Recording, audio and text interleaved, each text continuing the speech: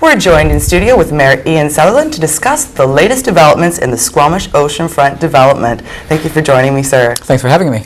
So, the big announcement was? The big announcement is that we picked a preferred proponent to move forward with, Qualex Landmark Company, and they will be joining us, working with the Oceanfront Development Corporation to go through the master planning process for the next 12 to 18 months to really understand what the community wants to have built on the oceanfront lands in our community. And so what does this mean for Squamish at this point? Well, you know, it's very exciting for a lot of reasons. First of all, we had 4 world-class companies on the short list, people who wanted to work with us on those lands, and, you know, truthfully, all 4 of them would have been great partners to go forward with. Qualex brings a lot to the table. They're going to have the expertise, they have the financial wherewithal to move us forward. And again, you know, we have to understand that the next 12 to 18 months is really going through the rest of the public process, picking up where the charrette left off, looking at the costs of developing the land, seeing what we want to do as a community, whether it be residential or commercial or industrial or technology or whatever it might be down there, and then moving forward with a plan. So we really take advantage of, you know, that great jewel we have on the south end of downtown Squamish. So we're going into another master planning session. It's a continuation. The Oceanfront Corporation started a master planning process. They got to a certain point. We realized early on that, you know, there wasn't enough money set aside for them to finish that project. They also understood they wanted more expertise at the table, and Qualex Landmark is a world-class company. I mean, they're the ones who did the indoor ski resort in Dubai.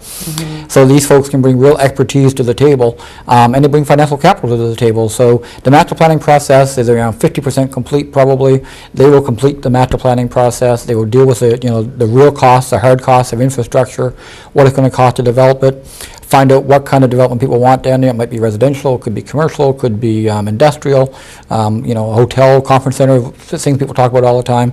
But we're really going through the process now, continuing the process of finding out what people want down there and what's achievable down there, because, you know, while we're not in this to make a lot of money, we also want to make sure, and we have to make sure that we cover our costs of developing the site. Right. Now, that some people think this is good news, some people think this is bad news, and a local developer was quoted this week in the Chief saying that this is like chips. It'll make chips look like a Sunday school picnic. How do you respond to that? You know, this is a very positive thing for the community. Somebody told me the other day, you know, we're a community that is only happy when we're miserable. And I think, you know, sometimes with some people that's the case. You know, they have to find bad news in everything. I think most people understand that, you know, we're going through a very exciting time in our community. We want to make sure that we do this the right way. The Oceanfront Board and Council both felt that doing it with a partner was the best way to go forward. But we still retain 50% control of the project. We still maintain the fact it has to go through our normal rezoning process.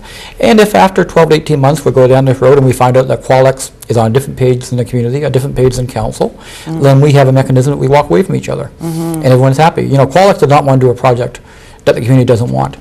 There are other people in the community that have valid concerns. Sure. And so how do you speak to them without negating their opinion? We're not negating anybody's opinion. I mean, I think people have concerns about, you know, dealing with a partner instead of doing it ourselves, and that's legitimate. But the simple fact is it would cost us $2 to $3 million of our own money to take us through the rezoning process. You know, in the last election, we heard very clearly that people were upset with me for spending public money on the oceanfront. So we found a different way to do that. We found a way to do it with a partner. You know, we also understand that, you know, some people want the charrette followed right to the T.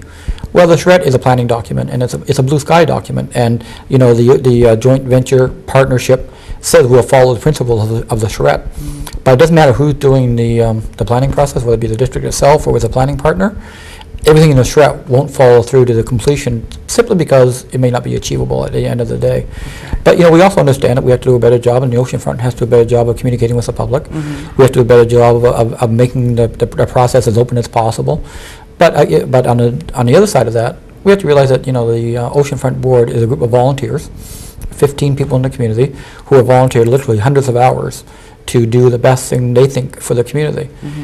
We have a long way to go yet. You know, the master planning process is, as I say, you know, probably 12 to 18 months of planning, of community input, putting hard cost to things like the walkway, you know, the water, the sewer, all those kinds of things. So there's a long way to go in this process, and there's going to be lots and lots of time for public input and public information to make sure that we, you know, we really do the best job we can of communicating to the public what we're doing. Well, speaking of communication, what is the possibility of taking this to a referendum, taking it to the people of the community so that their voices can be heard? Well, land use questions are bad questions for referendums. You know, they don't work very well because, first of all, referendums need to have yes or no answers. And How about, do I want a park? Do I want industrial? Do I want residential or not? But that's four different That's options. just a couple of my options, you know?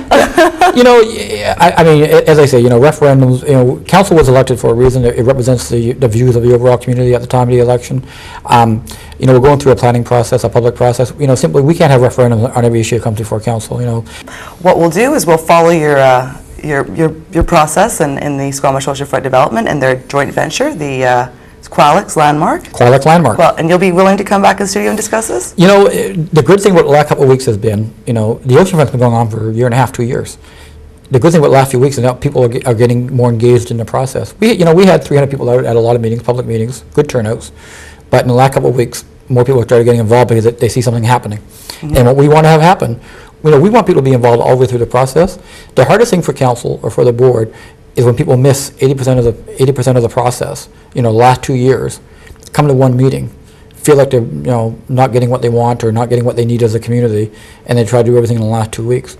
We really want people to get involved for the next 12 to 18 months and really tell us what they want, why they want it, and give us solutions. Because, you know, people may say they want a park, and if they want a park, that's great, but they also have to, you know, give us some ideas how we're going to pay for that park.